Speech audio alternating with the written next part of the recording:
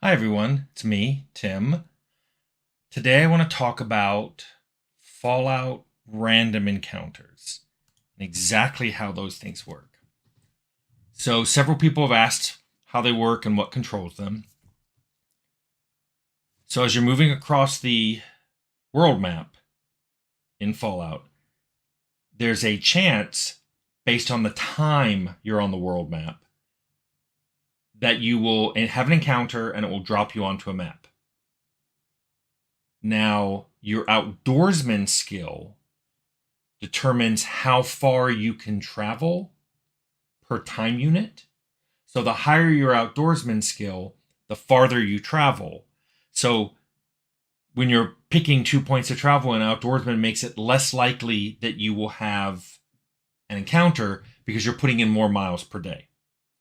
Similarly, Pathfinder, the perk, says for any particular unit of time, the amount of game time that passes is lower. So it reduces encounters as well by saying, Outdoorsman says every day you travel more miles. Pathfinder says it takes you less part of a day to go those miles. So both of them reduce the time unit that will be used to roll a random encounter. Now, regular encounters are based on the terrain, and there are 4 terrain types in Fallout. There's desert, mountain, city, and ocean. Ocean is anything along the Pacific coast. Mountain is anywhere it looks like there's a mountain. And city is anywhere there's a establishment. And those sectors are pretty big. So if anywhere in that sector is a established location, it's considered a city. Everything else is desert. So it rolls those encounters, and then it checks to see if that encounter should be a special encounter.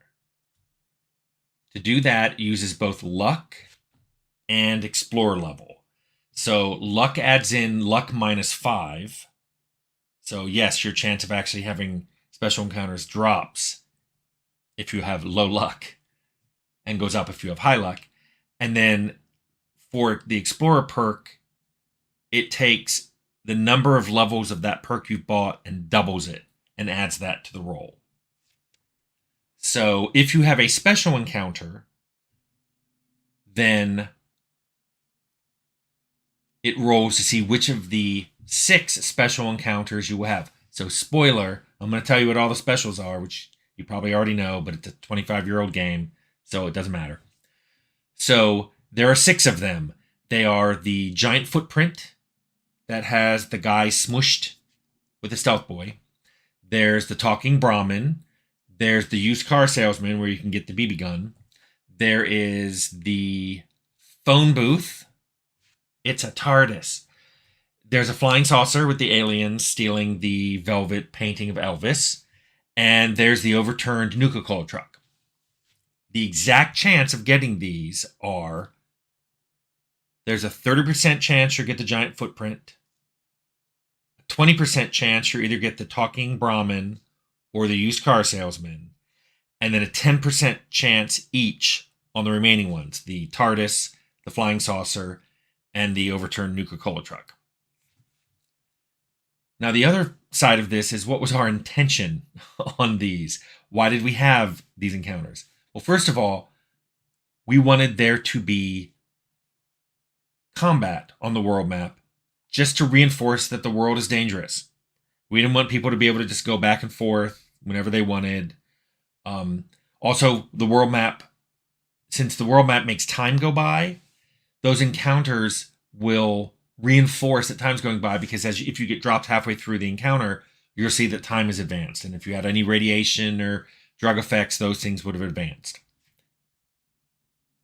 Second, random encounters were our feedback to the player that parts of the world were way more dangerous than others. Our world map had danger zones on it, in addition to the terrain. So you'd have worse encounters, more dangerous encounters in different parts of the map.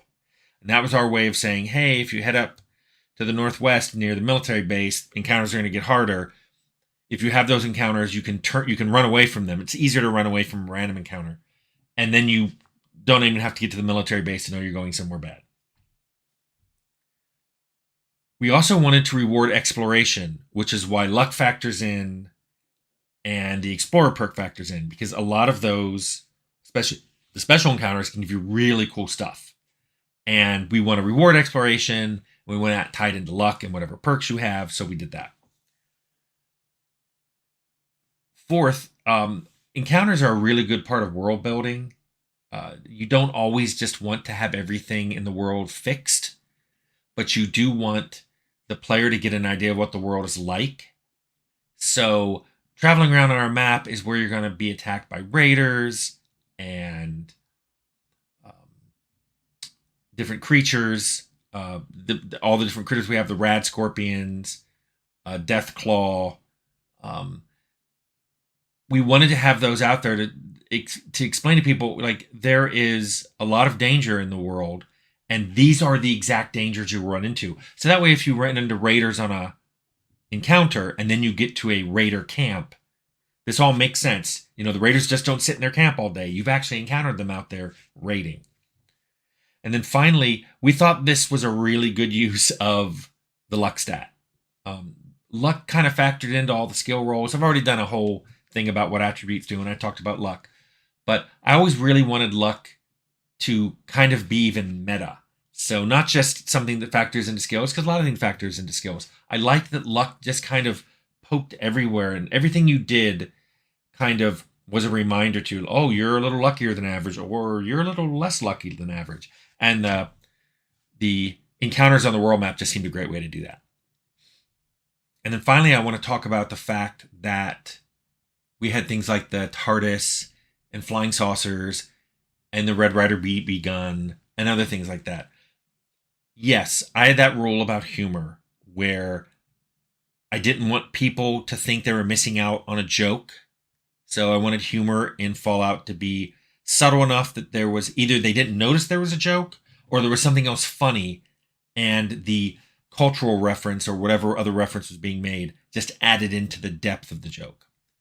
Yes, that's a little relaxed on the special encounters, and that was deliberate. I wanted them to be a little more humorous. I didn't mind if they broke the fourth wall.